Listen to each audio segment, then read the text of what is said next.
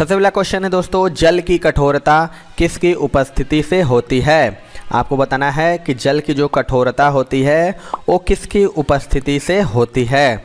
Right answer की बात करें दोस्तों, इसका राइट आंसर हो जाएगा ऑप्शन नंबर ए यानी मैग्नीशियम बाइकार्बोनेट।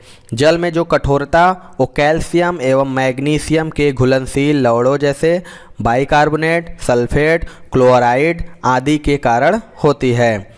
जब यह कठोरता कैल्शियम एवं मैग्नीशियम के बाइकार्बोनेट के कारण होती है तो इसे अस्थायी कठोरता कहते हैं, क्योंकि इस कठोरता को मात्र उबालकर ही दूर किया जा सकता है। चलिए अगला क्वेश्चन देख लेते हैं, जल की कठोरता किसके कारण होती है। आपको बताना है इनमें से कि जल की जो कठोरता होती है वो किसके कारण होती है। Most important and most repeated question है दोस्तों, जो जल की कठोरता होती है वो किसके कारण होती है। तो इसका राइट आंसर हो जाएगा दोस्तों ऑप्शन नंबर बी यानी CaHCO3 ट्वायस।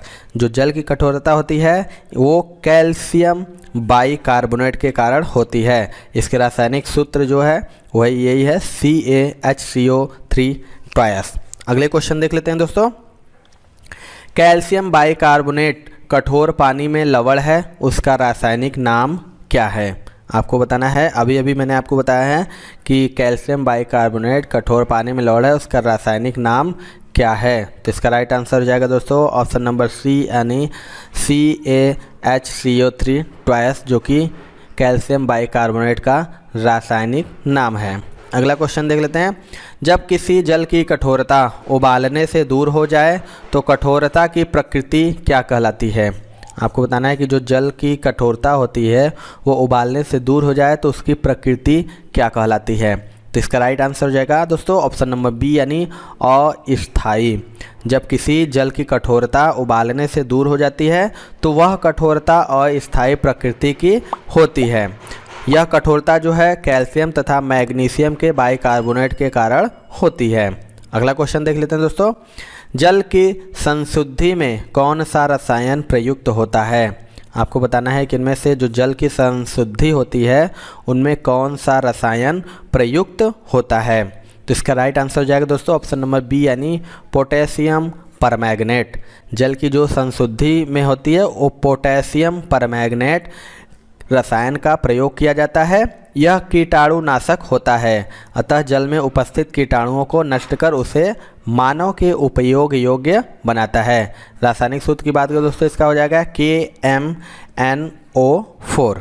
चलिए अगला क्वेश्चन देख लेते हैं, पानी की अस्थायी कठोरता को किसका प्रयोग करके दूर किया जा सकता है। आपको बताना है इनमें से जो पानी की अस्थायी कठोरता होती है वो किसका प्रयोग करके इसे दूर किया जा सकता है। तो इसका राइट आंसर हो जाएगा दोस्तों ऑप्शन नंबर ए यानी CaOH ट्वाइस। जो जल की अस्थायी कठोरता होती है वो कैल्शियम और मैग्नीशियम के बाइकार्बोनेट के कारण होती है।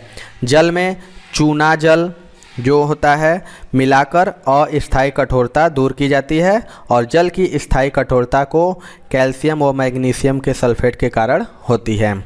चलिए अगला क्वेश्चन देख लेते हैं, भारत में नगर पालिका जल का उपचार साधारणतया किससे किया जाता है। आपको बताना है जो भारत में नगर पालिका सप्लाई पानी होता है उसके जल का उपचार किससे किया जाता है। इसका राइट आंसर हो जाएगा दोस्तों ऑप्शन नंबर डी यानी क्लोरीन। जो भारत में नगर पालिका जल का उपचार साधारणतया क्लोरीन द्वारा किया जाता है, जो विरंजक चूर्ण से प्राप्त होता है। चलिए अगला क्वेश्चन देख लेते हैं, निम्नलिखित में से कौन सा एक तत्व नहीं है। आपको बताना है इनमें से कौन सा एक तत्व नहीं है।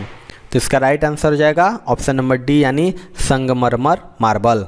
ऑक्सीजन की बात करें दोस्तों, क्लोरीन तथा सिलिकॉन तीनों तत्व होते हैं, जबकि अगर संगमरमर की बात करें तो यह यौगिक यानी चूने के पत्थर का रूपांतरित शैल है।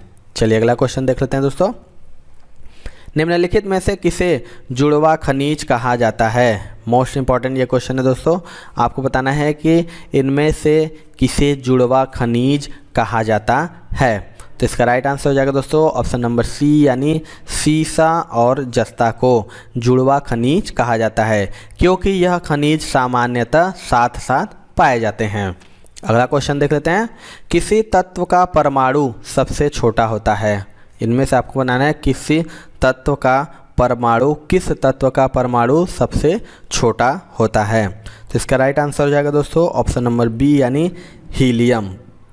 हीलियम परमाणु की जो त्रिज्या होती है वो 31 पिकोमीटर है तथा यह सबसे छोटा परमाणु है। जबकि अगर हम सीजियम की बात करें दोस्तों तो यह सीजियम परमाणु जिसकी त्रिज्या 298 pm है जो कि सबसे बड़ा है। छोटा की बात करें तो हीलियम हो गया दोस्तों और सबसे बड़ा की बात करें तो यह सीजियम परमाणु हो गया। चलिए अगला क्वेश्चन देख लेते हैं। एक जल नमूना भारी जल कहा जाता है क्योंकि वह, आपको बताना इनमें से कि जो एक जल नमूना होता है वो भारी जल क्यों कहा जाता है। तो इसका राइट आंसर हो जाएगा दोस्तों ऑप्शन नंबर बी यानी पेयजल से भारी है।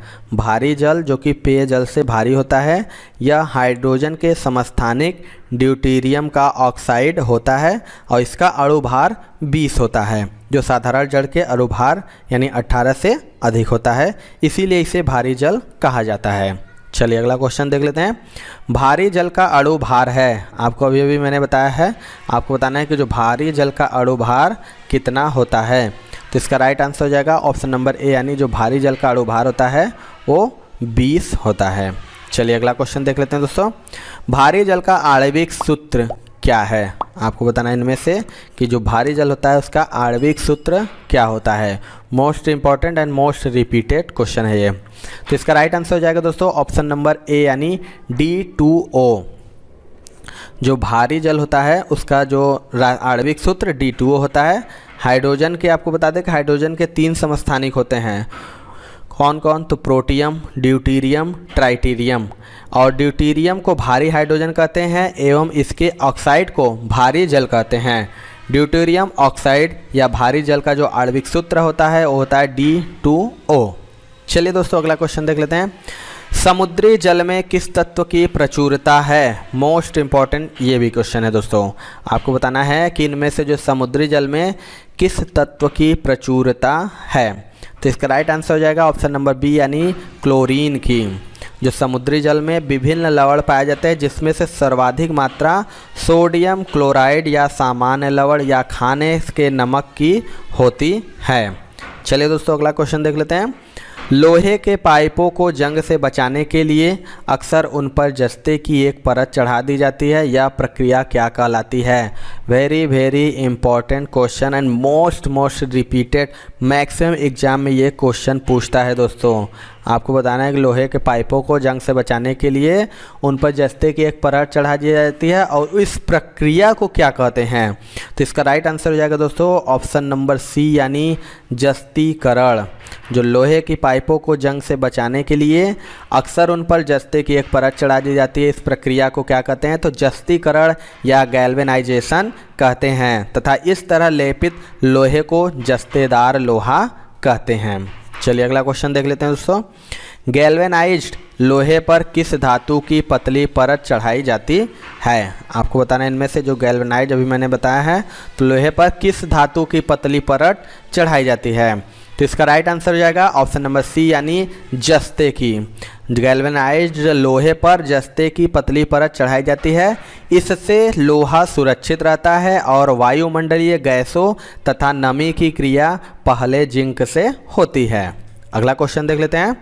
प्लास्टिक बोतल या बाल्टी बनी होती है, इनमें से आपको बताएं जो प्लास्टिक बोतल होता है या बाल्टी होता है वो किसकी बनी होती है। तो इसका राइट आंसर हो जाएगा ऑप्शन नंबर सी यानी उपर्युक्त दोनों, जो कि ये है पॉलीएथिलीन टेरेफ्टेल और पॉलीविनाइल क्लोराइड की।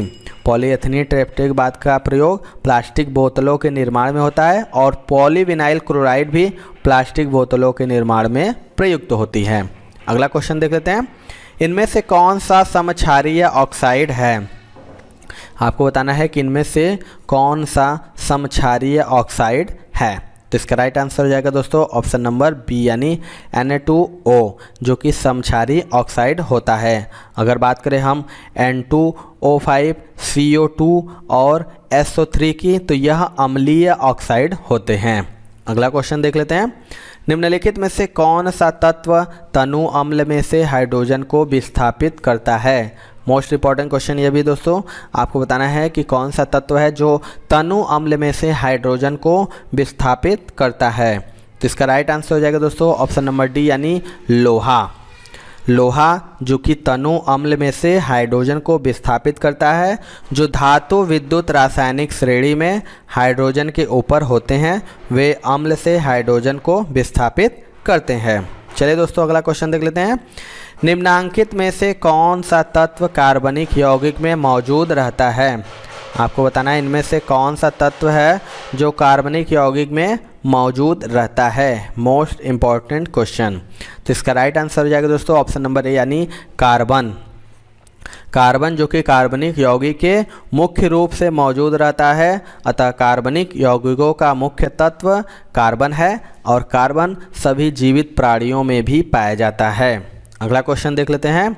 सबसे अधिक संख्या में यौगिक निम्न तत्व के हैं। आपको बताना है इनमें से सबसे अधिक संख्या में किस यौगिक के हैं। तो इसका राइट आंसर हो जाएगा ऑप्शन नंबर सी यानी कार्बन। कार्बन के यौगिक सर्वाधिक संख्या में हैं क्योंकि इनमें श्रृंखलन की अद्वितीय क्षमता होती है। चलिए दोस्तों अगला क्वेश्चन देख लेते हैं।